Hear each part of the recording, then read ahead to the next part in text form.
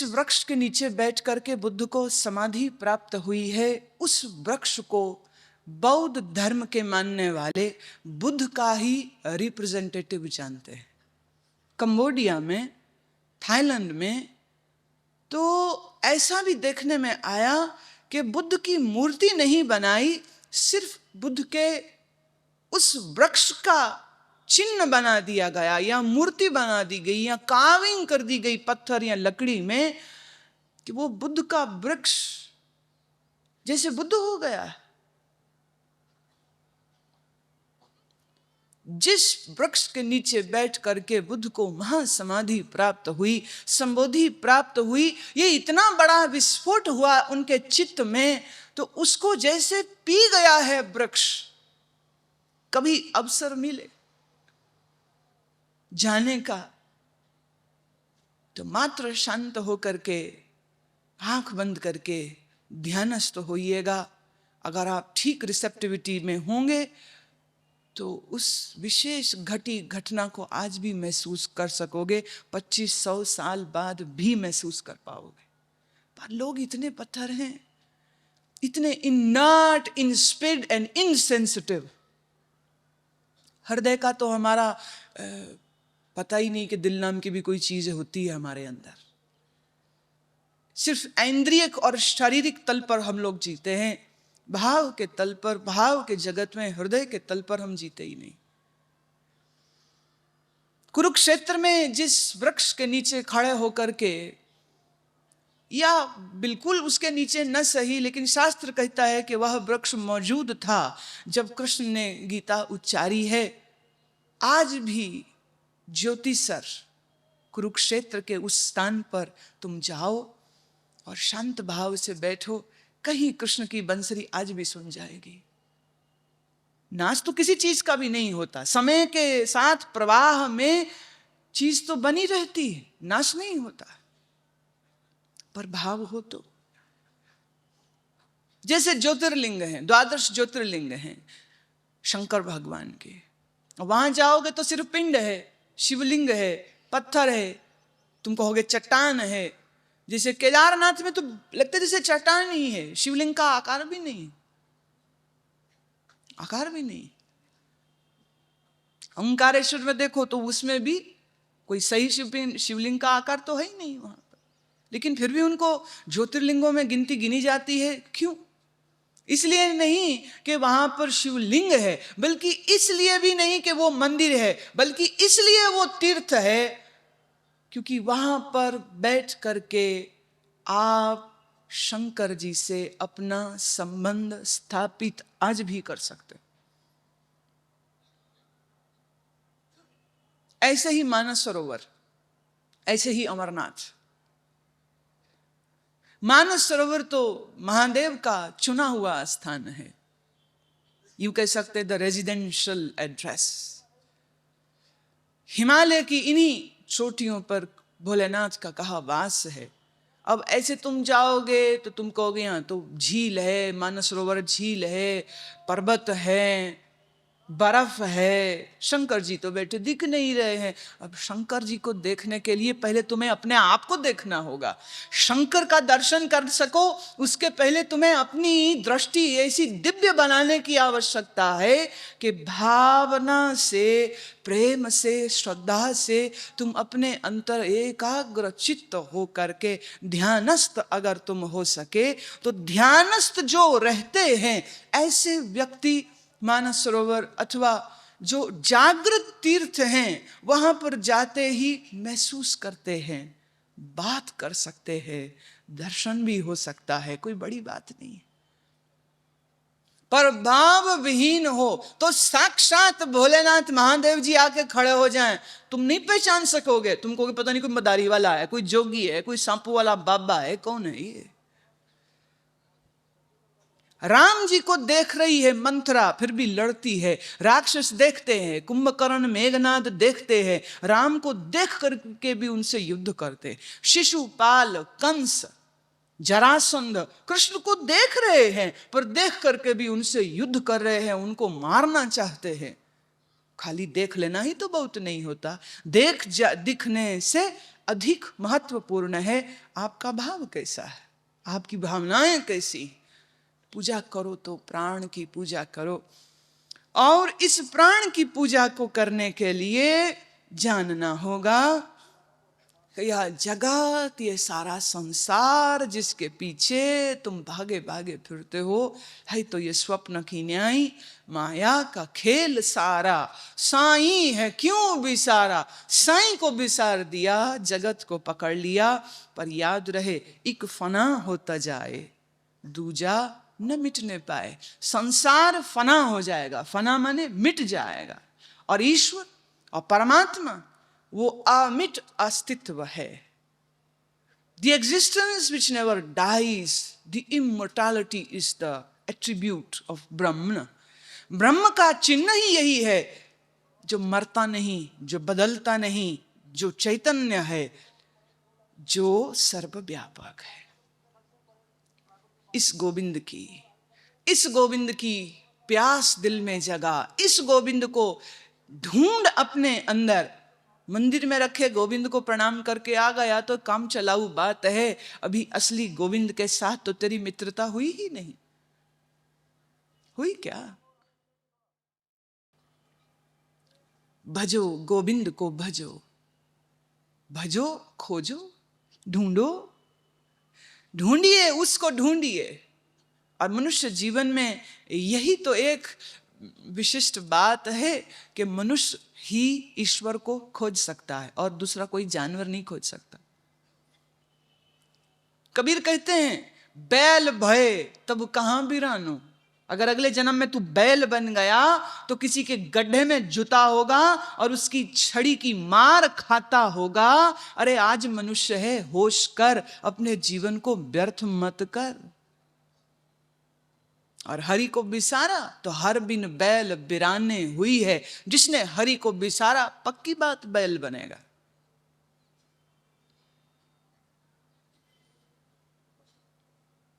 तुम कहते हो कि ऐसा नहीं होता है, भूल जाओ, ये होता है, बिल्कुल होता है। मेरे देखने की बात है, हमारे एक बहुत प्यारे संत मित्र थे, वो किसी के घर में गए, हम लोग साथ में थे। उनके घर का एक कुत्ता इनको देखते ही जैसे पागल हो गया, चिल्लाए, माने भौंक रहा है और तड़प रहा है और पूंछ ऐसे हिला रहा है। अब वो पहली बार जा रहे, और कुत्ता कहते थे जो आता घर में उसको काटता है, जो आता है। मैंने घर वालों को भी कई दफे काट चुका, घर वाले ही डरते हैं उससे, ऐसा भयंकर और खूंखार। लेकिन ये संत को देखा तो देखते ही प्यार में पूछ, अब कुत्ते को प्यार आएगा तो ये थोड़ी बोलेगा आई लव यू। कुत्ते को प्यार आएगा तो वो पूछ ही हिला सकता। अब पूछ हिलाने का स्टाइल होते, कभी गोल गोल घुमाएगा, कभी बाएं दाएं करेगा, और कभी ऊपर नीचे भी कर लेता। पूछ हिला रहा है, और चैन गले में थी, बंधा हुआ था। इतने जोर से उसने झटका मारा, छुड़ा करके आ गया। घर वाले तो एकदम डर गए कि अब ये हमारे संतों को कहीं काट लेगा तो बड़ी समस्या हो जाएगी। लेकिन वो हैरान रह गए कि वो आया, उनके पैरों को चाटे, पैरों को चाटे, और उन्होंने उसके सिर में हाथ फेरा तो उनके हाथों को चाटे। घर वालों को काटता है। घर वाले कहते हैं कि हम तो इसको निकालने को फिर रहे हैं कि खतरा है, पड़ोसी और घर वाले सब परेशान हैं इससे, और इनको वो जानता भी नहीं, और वो चाटे जा रहा, चाटे जा रहा, चाटे जा रहा। संत उनके घर में जितनी देर तक रहे, वो कुत्ता वहीं उनके पास बैठा रहा, और जितनी देर वो रहे वो सिर्फ उनकी ओर देखता रहा। कितने लोग आए गए, भौंक नहीं रहा है। मैंने स्वभाव जो उसका था उससे बिल्कुल विपरीत हो गया। वो बैठा रहा, बैठा रहा, देखता रहा, देखता रहा। कुछ 2-1 घंटे हम लोग बैठे। महात्मा ने भोजन करना था, हम लोगों ने भोजन करना था, यहां तक कि भोजन के समय पर भी उसको वहां से हटाया नहीं गया, वहीं बैठा रहा। बल्कि महात्मा जी ने अपनी थाली से एक रोटी निकाली और उसको भी दे दी। यूं समझो उसको भी प्रसाद मिल गया। फिर हम लोग सब आ गए। तीसरे दिन मालूम हुआ कि उनका कुत्ता मर गया। अच्छा, मौत तो भाई किसी को भी हो सकती, कौन बड़ी बात है। पर हम लोगों के मन में सबके ये जरूर बात थी कि ये हुआ क्या। तो संत हंस के कहने लगे, कहते क्यों, हमारा कोई पुराना चेला शरीर बदल के आ जाए तो क्या वो मुझको पहचान नहीं पाएगा? कोई उसका अच्छा भाग्य था कि कुत्ते की जोनी तो मिल गई, लेकिन तब भी उसको ये याद रह गया कि उसका मेरे से संबंध था। और मिलते ही एक तरह से समझिए उसका वो पाप जो भी कोई रहा होगा वो पाप कट गया, तीसरे दिन शरीर छूट गया उसका। ये कोई कपोल कल्पनाएं या गप्पे नहीं हैं जो मैं कह रही हूं, क्योंकि हम शेख चिल्ली नहीं है जो बैठे गप मारते फिरे।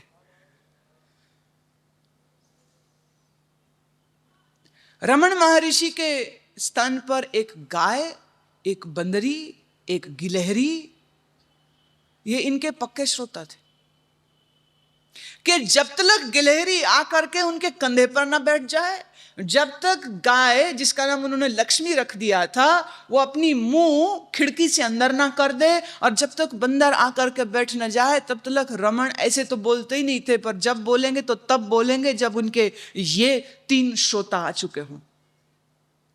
और जब लक्ष्मी गाय मरी है तो रमन ने खुद अपने हाथ से उसका दाह संस्कार किया। अब दाह संस्कार मनुष्यों का किया जाता है, आमतौर पे जानवरों का तो दाह संस्कार होता ही नहीं है, पर रमन ने किया। एक नहीं अनेकों घटनाएं हैं जहां गुरु के, संत के, ऋषि के संपर्क में जानवर आए हैं और जानवरों ने अपनी मूक भाषा से अपने प्रेम को, अपने भाव को प्रदर्शित किया। एक संत लाहौर में सुना है मैंने कि लाहौर के पास वो रहते थे और कुत्ते ही कुत्ते उनके साथ, के लोगों ने उनका नाम कुत्ते वाले संत रख दिया। माने इतने कुत्ते उनके साथ रहते थे, जहां जाते उनके पीछे पीछे कहीं ना कहीं शायद वो उनकी बात को समझ पाते थे, शायद कहीं ना कहीं किसी तल पर वो उनको भी ज्ञान। तुम कहोगे ऐसे कैसे? अरे रामायण क्या काकभुशुंडी का जिक्र नहीं करता? क्या रामायण काकभुशुंडी का जिक्र? काकभुशुंडी क्या है? कौआ।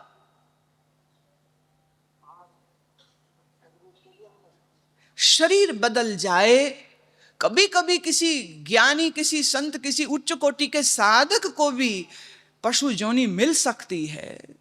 मिल गई तो उसको तो कोई फर्क नहीं पड़ता है, पर जिस आदमी ने मानव होकर के भी सत्य की, ईश्वर की खोज न की, सत्य पथ पर न चला, पुण्यवान जीवन न हुआ, हृदय में प्रेम, श्रद्धा, भाव न रखे और किया काम विकार, किया क्रोध, किया लोभ, तो हर बिन बैल बिराने हुई है। तो निश्चित जानो कि कुत्ता, बिल्ली, भैंस, जाने कौन कीट मकोड़ा बन करके वो पैदा होगा। इसलिए कहा गोविंद को भजो। मनुष्य जीवन है, अवसर भी है, यही तेरा अवसर, यही तेरी बार, कट भीतर तू देख विचार। अरे विचार तो कर। तो सुबह उठो, स्नान करो, आसन बिछाओ, भाव से पूजा करो और उस गोविंद का ध्यान किया करो। भज गोविंदम, भज गोविंदम, भज गोविंदम, भज गोविंदम, गोविंदम भज मूढ़मते,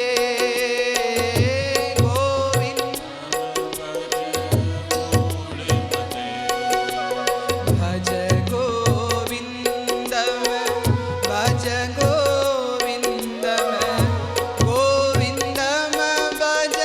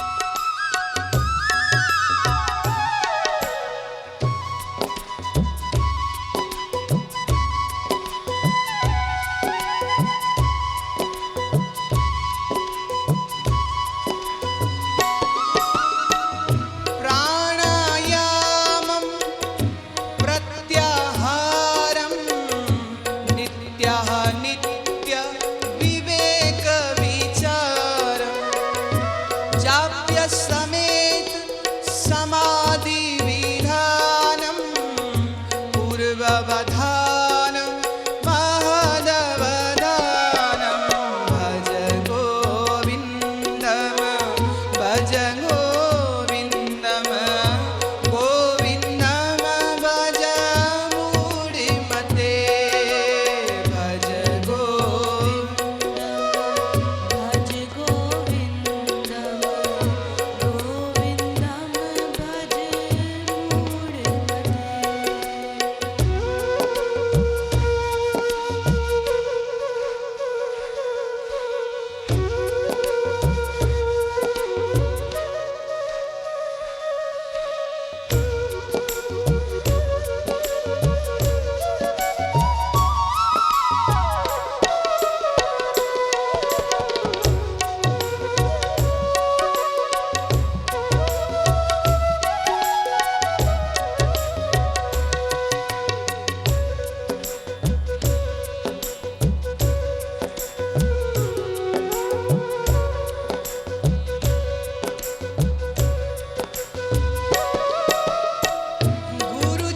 गुरुचरणाम्बुज निर्भीर्भक्त संसाराद् चिरात् भवमुक्त